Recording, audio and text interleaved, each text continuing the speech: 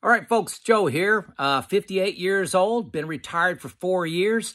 I use the bucket approach for my finances inside of retirement. Bucket 1, I have 4 years of expenses is the target. Bucket 2, I have 4 years of experience, which is kind of mid-range money that I need 4 to 8 years out. Bucket 3 is my long-term investments I don't need for 9 years plus. I get a lot of grief, a lot of negative feedback on why I have 4 years of expenses. They say I'm destroying wealth. So I'm going to go through a real example. These are people that I've actually sat down and talked to that had experienced the sequence of returns trap reality of how the market can be the great humiliator.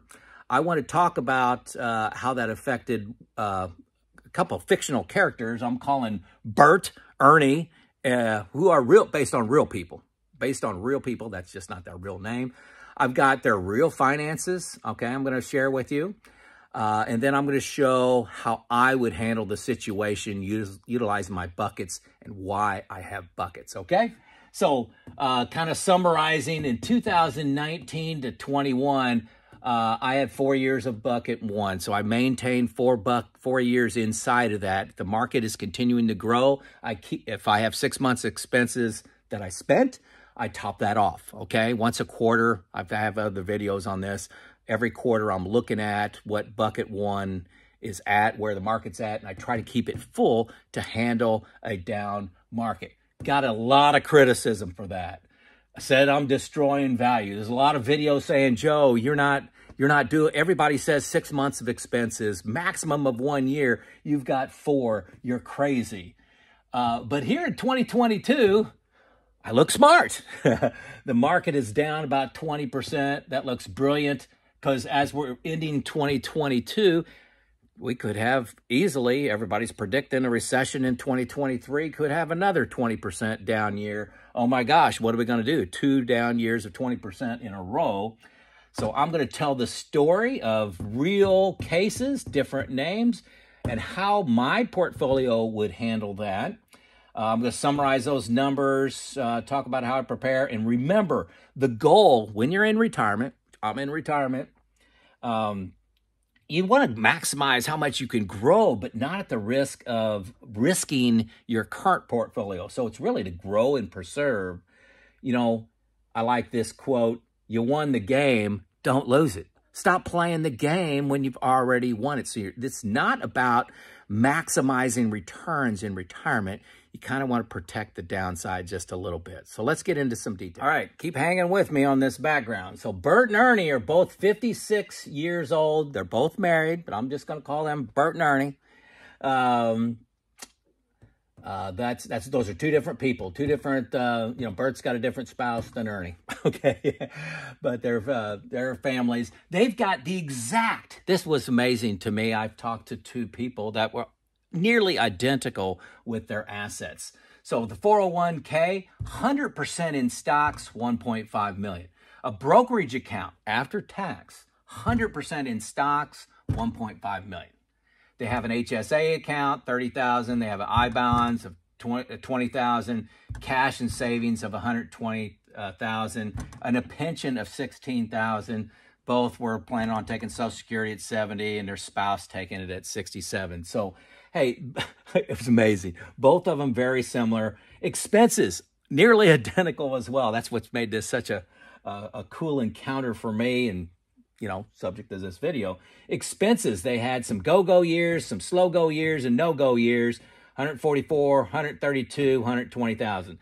Hey, folks, these people may have more money than you. They may have higher expenses, than you, but you'll get the concept. The concept applies to wherever you're at, with assets and expenses. So, hey, and, don't beat me up for this. This isn't the purpose of this video, but just for fun, say we're going to use the 4% rule for withdrawal just to kind of see where they're at. So 4% of all these assets here with a X by it, I'm not counting the pension, equals $126,000 a year they can peel off plus the $16,000 pension, that's $142,000 a year versus their go-go years of 140. That's close. Let's just call that the same, okay? So basically, their retirement plan works based on the 4% rule. But let's take a look at how the market is going to respond to their retirement. So Bert retires, and the first year, the stock market returns 20%. It's up 20%, you know. Then the second year, it's up 20%. Good. The third year, it's down 20%. The fourth year, it's down another 20%. So on average, 0% return, right? 0% is what they advertise. So after 4 years, so 4 years is completed, the brokerage, you know, this brokerage account, remember, they're not 59 and a half yet, can't touch this. So the only assets they're pulling from in this early retirement are right here. So this account is going to be $1,070,000, okay? $1,070,000 is what they're going to have in their accounts with this happening and pulling out their living expenses, okay? Just trust me, that's it, okay? It's not important how I got there. Okay, now Ernie retires, and the market goes down his first year, down his second year, up and up. Exact same return, but in different order, okay? So his brokerage account, plus their cash after 4 years, is $917,000, a difference of $153,000, all due to market timing. It's called sequence of return risk. It's all luck. Just happens to be the year you retired. I had Bert come to me and just celebrating because, hey, things worked out great for me. The market's doing fine. Exact same expenses, exact same assets. All life is good here for Bert.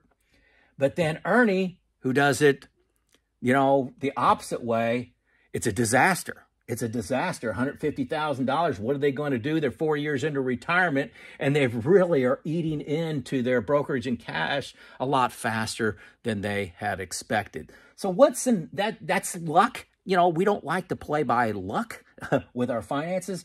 What's another option? I'll continue with that. Okay, we're going back to that same brokerage account that Bert and Ernie had, $1.5 million, 100% stocks. But over here, Joe takes that 1.5 million and puts 1.1 in stocks, 400,000 in bonds. And I picked a number, 4% return on those bonds annually. Pick any number you want. I picked 4% for this exercise. Okay. And the reason I picked $400,000, okay, that $400,000 plus what I had in my cash accounts equals 4 years of expenses. Okay. So 4 years of expenses is what I'm trying to take out of the market volatility. Bert and Ernie, they just went in with the market volatility and be whatever it may, and luck determines, you know, the difference, this $153,000 in difference. But I'm going to take luck off the table by putting this in bonds. So Joe retires. His brokerage in cash after 4 years is $1.126 million, okay? That's... you know, under this negative return that, to start that Ernie got, $209,000 better after 4 years. That's a lot of money. And then even better than Bert here, $56,000 better than Bert that had 2 great years followed by 2 really big negative years. So, you know, this is the, you know, the bear market, you know, coming in and hitting you here, and the bear market come in and hitting you here. Randomize when that's going to be. I chose to not take that risk. You know, anything that, you know, I'm planning on spending in the next 4 years, I'm not willing to risk in the market. So I took that off the table. And this is really an example of sequence of returns risk. I'm talking with Bert, and he's just delighted. I mean, he's enjoying his retirement, you know, thing. He's got these first 2 great years. He's enjoying, he's spending. Ernie is panicked. Ernie thinks he may be going back to work. He's totally panicked because he went this way. And, you know, before, you know, him and I had a chance to talk, but I get a lot of grief for having 4 years of expenses. But when a bear market or down market occurs, it looks brilliant. So I'm just trying to take risk off the table. The 4% bond performance really is the difference between, Bert's performance here, where he had a good 2 years and then followed by bad. The bond performance of 4% makes that better. So this is how I don't have a recommendation for you. I'm telling you, you need to be prepared for a down market. It's going to come when you least expect it. It's going to come, if you're 30 years old, don't worry about it. Down market means everything's on sale. If you're in retirement or a couple years from retirement or just decided to retire, it's a big deal. If it hits you at the wrong time and you get bit by sequence of returns risk, how do you take sequence of return risk off the table? Not completely off the table, but how do you dramatically eliminate or reduce it? You dramatically reduce it by using buckets.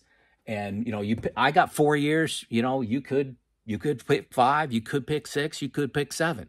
People gave me grief at 4 that I was, quadruple what I should have been. So I decided on 4, looking at the peak to valley to peak time of, the last 7 or 8 bear markets. I decided to pick 4 years.